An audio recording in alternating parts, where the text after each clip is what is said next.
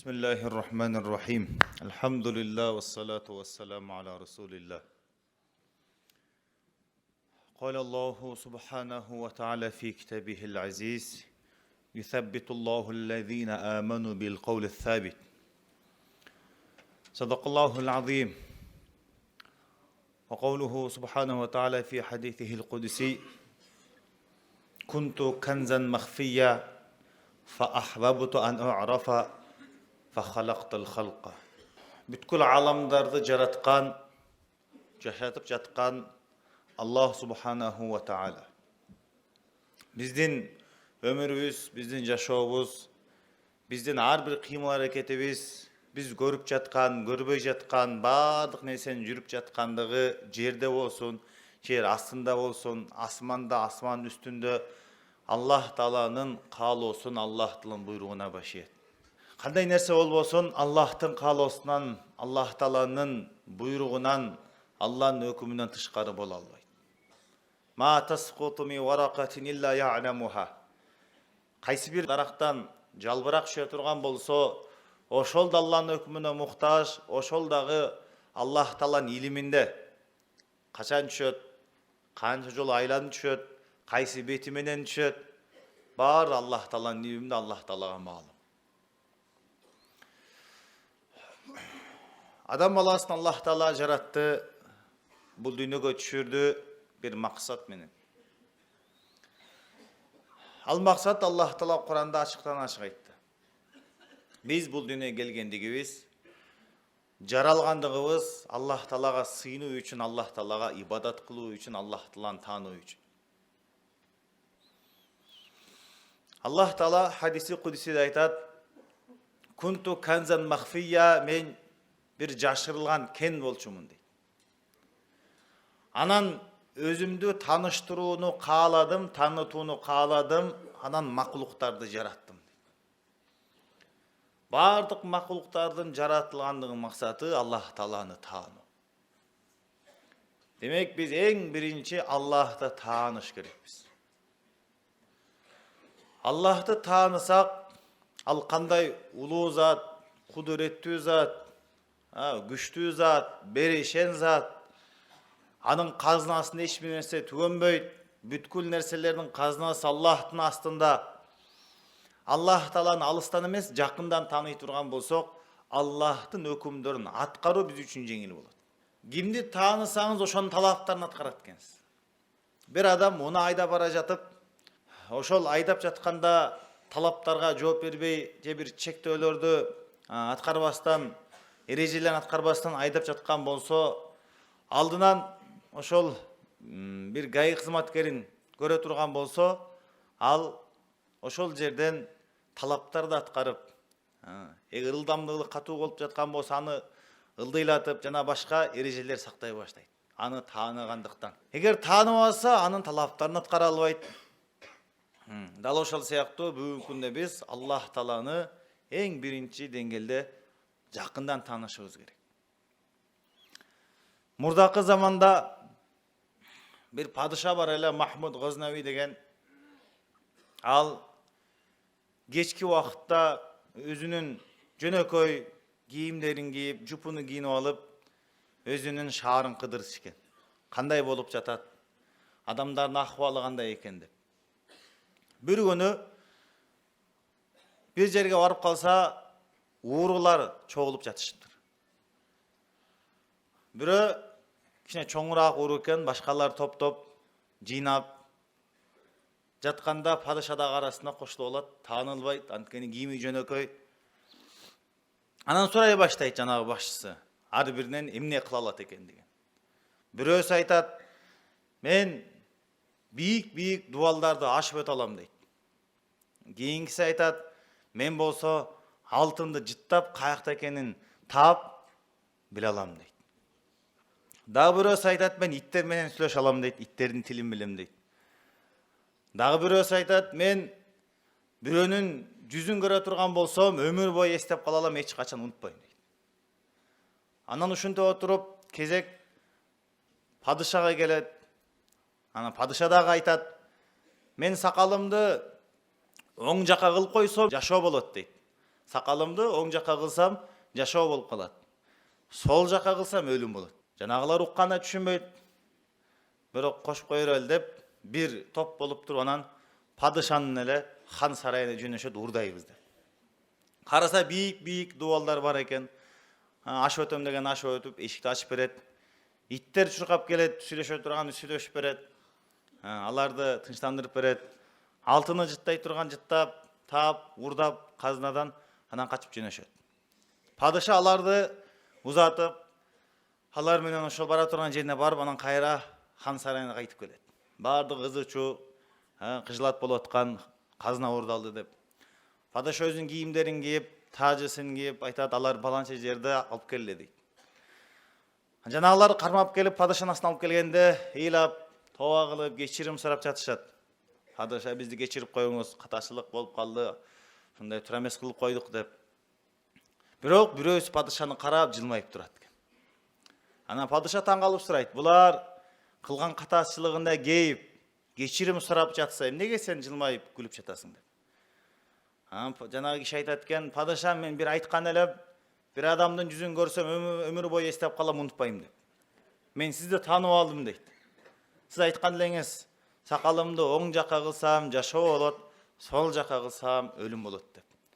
Эми бизге бир айым кылып сакалыңызды оң жакка кылып койсоңуз деп суранат. Падыша ошол жерден жанагы адамдын сүйлөгөн сөзүнөн аны таанып койгондугу үчүн мээриме келип, ушул мени таанып калгандыгы үчүн баарыңарды бошоттум дейт экен да. Бул кимдин сөзү? Бир адамдын сөзү да. Бир адамдын мамилеси, бир пенденин мамилеси, аны таанып калгандыгы үчүн.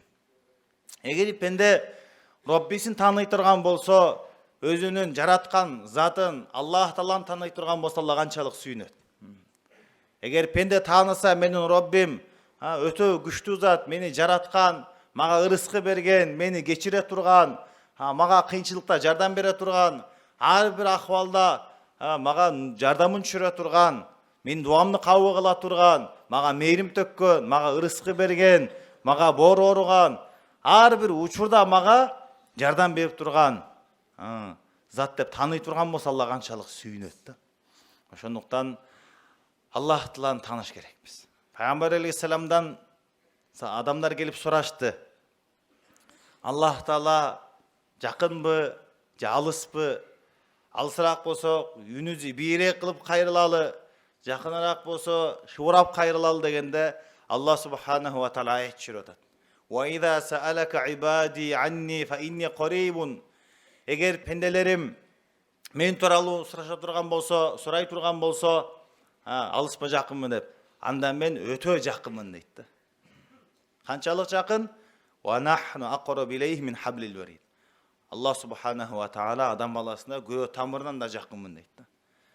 Ал дегени качан биз дуа кылсак, кайрылсак, Аллах Таала жооп бергенге даяр. Намазга турдуңуз, түзмөбүз, Аллах Таала менен байланыштасыз. Ошол Аллах Таала менен байланышып, биздин үстүбүздөгү кандай көйгөй болбосун, Аллах Таала менен байланышып, кайрылып чечишибиз керек. Анткени Аллах жаратуучу бизге келип жаткан акыбалдарды жөнөтүүчү да Алла, чечүүчү да Алла, өзгөртүүчү да Алла. Кеме тешилип калса, сиз сууну толбосун деп ташый берсеңиз, ала берсеңиз, ал суу азайып калбайт экен. Тешилип калган жерди жамамайынча. Ошол сыяктуу бизге кандай бир кыйын акыбалдар келсин, биз алардан чечилиш үчүн жолун Аллах менен байланышып чечишибиз керек. Анткени Аллах Таала бул дүйнөдө инсандарды сыноо үчүн жараткан экен. Сыналат экен биз бул дүйнөдө. Инна жаална ма алал арди зинатан лаха линабулуахум айюхум ахсану амала. Жер бетиндеги нерселер кооз кылып жаратып койдук дейт. Аларды сынаш үчүн кимиси жакшы амал кылат. Бул дүйнөгө келдик, биз сыналат экенбиз. Жакшы амал кылабы, жаман амал кылабы, эртең акыретке кандай абалда кетет. Силер бул дүйнөгө келдиңер, Аллах Таалага ибадат кылып, Аллах Тааланы таанып, акыретке даярдык кылыш үчүн дейт. Ад-дуния халакат лакум, дүйнө силер үчүн жаралган, ва антум хуликтум лил ахира. Силер болсо акырет үчүн жаралгансыңар дейт. Ошуну биз эч качан унутпашыбыз керек. Демек, Аллах Тааланы таануу. Аллах Тааланы жүрөк менен тааныш керекпиз. Ой менен же сөз менен эмес. Биз көрө албайбыз, көзүбүз көтөрө албайт. Муса алейхиссалам Алла менен сүйлөшөт эле. Bir günü сурады, Rabbi arini anzur ileyk. Allah, mağa özüңдү көрсөтсөң мен көрөйүм dedi. Allah Taala айтты, lan tarani. Эч качан сен мени көрө албайсың dedi. Walakin anzur ilal jabal fa in istaqarra makanahu fa sawfa tarani. Бирок тоону карап көргүнүң дейт. Эгер ошол өз ордунда тура алса, анда сен мени көрө аласың dedi. Анан Аллах Таала пардаларынан бир пардан ашып туруп эле жанагы тоону караганда Аллахтын нурунан ушунчалык таасир алып көтөрө албагандыктан таштар менен толуп турган, таштуу болуп турган тоо бычырап сурма сыяктуу болуп калды дейт. Аллах Тааланы биз көрө албайбыз. Элестете албайбыз. Анткени биздин акылыбыз да чектелген. Бирок жүрөк менен биз Аллахты тааный алабыз да. Мына жаратылган макулуктар, өзүнүн дене түзүлүшүбүз бардыгы Аллах Тааланын кудуретинин белгилери болуп эсептелет. Ошол аркылуу Аллах Тааланы таанысак болот. Min ayatihi xalqus samawati wal ard wa ikhtilafu alsinatikum wa alwanikum. Аллах Тааланын чексиз кудуретин белгилеринен бири дейт. Асман жери жараткандыгы караңыз. Канча кылымдардан бери турат, эч нерсе өзгөргөн жок. Эч кемчилдик болгон жок. Ошондой эле Аллах Тааланын кудуретин белгилеринен силердин тилдериңердин башка-башка болуусу, өңүңөрдүн, түсүңөрдүн башка-башка болуусу дейт. Дүйнөдө канча тилдер бар? Бири-бирине окшобойт. Кытай тили окшобойт, араб тили башкача, кыргыз тили башкача, бири-бирине окшобойт. Бирок сүйлөп жаткан бир эле кичинекей бирет. Алланын кудурети. Өңдөр бири-бирине окшобойт. Бирөөсү кара, бирөөсү карараак, бирөөсү ак, бирөөсү агыраак. Аллах Тааланын кудурети. Ошондуктан ошол Аллах Таала жараткан нерселерге ой жүгүртүү менен Аллах Тааланы биз тааный алабыз. Акыл ээлери турасын Аллах Куранда айткан. Инна фи халқис самавати вал ард ва ихтилафил лайл ван нахар ла аятин ли улил албаб. Асман менен жердин жаралуусунда, күн менен түндүн алмашуусунда акыл ээлери үчүн белгилер бар дейт. Өтө чоң белгилер бар. Акыл ээлери ошолорго ой жүгүртүп Аллахты табышат. Акыл ээлеринин сыпаты кийинки аятта айтылып жатат. Ал акыл ээлери өтө акылдуу инсандар الذين يذكرون الله قياما وقعودا وعلى جنوبهم. Алар туруп турган абалда дагы, отурган абалда дагы, капталдарынан жаткан абалда дагы Аллах Тааланы эстешет, Аллах Тааланы зикир кылышат. ويتفكرون في خلق السماوات والأرض. Жана асман менен жердин жаралуусу тууралуу ой жүгүртүшөт, пикир кылышат. ربنا ما خلقت هذا باطلا. О Роббибиз, о Аллахым, бул нерселерди сен жөн эле бекер эле жаратып койгон жоксуң. Субханак, жөн эле пайдасыз жаратуудан сен айыптардан тазасың, андай кемчилдиктен. Факина азабан нар, бизди тозоотунан сактай көр деп дуа кылышат. Ушул аятта карай турган болсок, туугандар, эки нерсе айтылып атат: зикир менен пикир. Аллах субханаху ва таала качан зикир тууралуу айтканда өзүн эскерди. Демек, биз Аллах Тааланы көп зикир кылыш керекпиз, Аллах Тааланы эстешибиз керек. Ал эми пикир тууралуу айтканда Аллах Таала өзүн эмес, жараткан макулуктарын айтып атат. Ой жүгүртүү, ойлоо биз Аллах жараткан макулуктарына кылышыбыз керек. Аллах кандай жаратып койду, Аллах Тааланын кудурети депчи. Анткени Аллах Тааланын өзү тууралуу биз ой жүгүртө албайбыз. Аллах жараткан макулуктарын ой жүгүртөбүз, Аллах кандай жаратып койду, Алланын кудурети деп. Кыскасы, бул дүйнөдө кайсы адам Аллах Тааланы таанып, Аллахты таба турган болсо, Аллах Тааланы ал дүйнө акыретте бактылыкка жетти. О адам баласы, сен мени изде таба аласың, таба турган болсоң баардыгын таптың дейт. Эми Аллах Таала инсандын жүрөгүнө карап мамиле кылат. Инна Аллаха ла янзуру иля суварикум ва амваликум. Акыйкатта Аллах Таала силердин байлыгыңарга, сырткы келбетиңерге карабайт. Карабайт дегени карап туруп Аллах чечим чыгарбайт. Бирөөнүн сырткы көрүнүшүнө карап туруп, анын күчүнө карап туруп, анын байлыгына карап туруп, ушуга бактылык берип коёюм, ушуга илим берип коёюм, ушуга хидаят берип коеюн деп Алла чечим чыгарбайт. Валакин янзур иля кулубикум ва а'маликум. Бирок Аллах Таала силердин жүрөгүңөргө жана амалыңарга карайт, карап туруп чечим чыгарат. İnsanın Allah'a olgun işenimi kanday, anın жүрөгүндөгү ихласы кандай, анын амалдары кандай болуп жатат. Алла ошого карап туруп инсанга чечим чыгарат. Бактылуу болсун, буга хидаят берейин, буга илим берейин деген чечимди Аллах Таала инсан жүрөгүнө карап чыгарат. Ошондуктан пайгамбарыбыз дагы ишара кылып айтты, инсандын жүрөгүнө бөлчөкөт бар. Ошол оңолсо бүт оңолот, бузула турган бүт бузулат. Ал жүрөк деп кайра айтты. Ошондуктан жүрөккө менет кылуу, жүрөккө Аллахка болгон ишенимди алып келүү. Ана инда занни абди би. Бул жерде зан якин маанисинде. Пенде мен тууралуу кандай ишенимде болсо, мен ошондой мамиле кылам дейт. Аллах Тааланын бизге кылган карата мамилеси биздин ишенимибизге жараша. Иншалла Алла мени кечирет. Мен сөзсүз ишенем, Алла мага жардам берет десе, Алла ошондой мамиле көргөзөт. Эгер Аллахка ишеним кылбаса, анда ал таасир ала албайт, Аллах Тааланын жардамын ала албайт. Анткени ишеним жок. Куран окуп жатат, Куран окуп өзүнө дем салып жатат. Ясин сүрөсүн окуп атат, хажат бүтөт деп. Бирок ошондон таасир ала албагандыгы, ошонун касиетине жете албагандыгы анын ишенимине жараша. Пайгамбарыбызга бирөө келди да айтты, "О Алланын элчиси, менин агамдын ичин ооруп калды." Пайгамбарыбыз айтты, "Ага бал ичир" деди. Дагы келди, ооруп жатат, сакайган жок дегенде пайгамбарыбыз карайтты, "Бал бергин" деп. Ошентип бир канча жолу айтыланды. Акырында пайгамбарыбыз айтып атат, "Аллах Таала чындыкты айткан, сенин агаңдын ичи жалган айтып атат" деди. Анан ошол ишеним менен Аллах Таала балга шифа койгон, фихи шифаулин нас, Алла Куран ушундай айткан деп ишенип туруп, бекем ишеним менен барып ичирген, анан баягы ашказаны сакайды. Демек Куранда келген, хадисте келген ушундай бир казына пайдаларга биз жете алабыз, качан жүрөгүбүздөгү ишеним бекем боло турган болсо. Сырткы амал, ички сезим сыфат экөө биригиш керек. Бир намаз окулду, ал намаз кыямат күнү көтөрүлүп туруп, кара чүпүрөк болуп инсан жүзүнө урулуп атат. Эмнеге десе, ал намаз ички сезим менен аткарылбай калган. Аллахка болгон ишеним менен, ихлас менен, ихсан менен, ошондуктан ал амал болбой калды.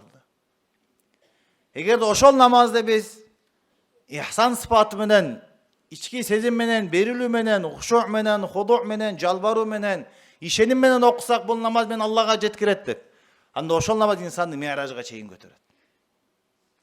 Демек сырткы амалдар өзү эле жетиштүү эмес, ички сезим, ички сыпаттар менен биригиш керек. Ошондуктан ишеним, биздин ишенимибизге жараша Аллах Таала мамиле кылат. Ишенимибиз бекем болсо, амалыбыз бекем болот, ишеним алыс болсо, амал алыс болот. Эми ишенимибизди 5 нерседен 5 нерсеге буруш керекпиз, оңдош керекпиз, түздөш керекпиз. Биринчиси минал махлук илал халик. Жаралган нерселерден жаратуучуга. Биздин ишенимибиз жаралган нерселерге кетип калып атат. Танышына, же акчасына, же нерсе буюмуна, жок, ошол Аллахка кайтыш керек. Аллах баарын кылат, Аллахтан башка эч ким эч нерсе кыла албайт, пайдасын да тийгизе албайт, зыянын да тийгизе албайт. Биздин ишенимибиз дүйнөгө кетип атат, ошол дүйнөгө болгон ишенимиңизди акыретке бурушуңуз керек. Анткени дүйнө бул убактынча туруксуз жер, акырет түйлүктүү, туруктуу жер. Бал ту'thirunal hayatad dunya, дүйнөнү жашоосун силер артык көрөсүңөр. Вал ахирату хайрун ва абqa. Акырет эң жакшы жана эң түйлүктүү дейт. Бул дүйнө тамчы, акырет бул деңиз. Ошого ишенимибизди дүйнөдөн акыретке буруш керекпиз, ачтап айтканда акыретке даярдык кылыш керекпиз. Ишенимибиз нерселерге, буюмдарга, аспаптарга кетип атат, ошону амалга багытташ керекпиз. Анткени мусулман адамга эки жолу бар да, же нерсе буюмдар аспапка кайрылат, же амалга кайрылат. Аллахка болгон ишеним менен биргеликте инсан амалдарды кылыш керек. Пайгамбар алейхиссаламга адамдар келет эле өзүнүн муктаждыгын айтып, же болбосо дүйнөлүк жетишкендиктерди айтып, пайгамбар ошондо аны амалга багыттайт. Бирөө келди, "О Алланын элчиси, мен олжолорду алып атып, сатып атып, 300 укуй алтын таптым. Өтө чоң бир көлөм. Пайгамбарыбыз айтты, андан дагы жакшырагын айтайынбы деп, зикир дуа амалдарды үйрөткөн. Адамдарга түшүндүрөт эле, бул нерсе буюмдар вактынча, акырет түбүлүктүү экендигин. Амалга багыт берет эле. Фатима энебиз кул сурап барганда, жардамчы кызматчы сурап барганда пайгамбарыбыз жатаарда 33 жолу субханалла, 33 жолу алхамдулилла, 34 жолу Аллаху акбарды айтсаң, бүт чарчаганың кетип турганда зерек турасың деп амалга багыт берип атат. Бешинчи болсо, биздин ишенимибиз, бактылуу болобуз, канча ийгиликке жетебиз деген ишенимибиз пайгамбарыбыздан башка бирөөлөрдүн мээнетине болуп атат, ошону пайгамбарыбыздын мээнетине багыт бериш керекпиз. Анткени мөмө болбойт, дарак болбойт, жер болбойт. Биринчи жер даярдалса, анан дарак болсо, анан мөмө чыгат. Ошол мөмө Алланын ыраазылыгы болсо, жанагы дарак бул дин болот, ал эми жер болсо, бул пайгамбарыбыздын мээнети даават болот. Даават кылабыз, пайгамбарыбыз мээнет кылгандай кылабыз, жашообузга толук дин келет, анан Аллах бизден ыраазы болот, анан биз дүйнө акыретте бактылыкка жетебиз. Аллах баарыбызга бекем ишеничти, бекем иман якыны баарыбыз насип кылган болсун. Ва ахиру дa'wana алхамдулиллахи rabbil alamin.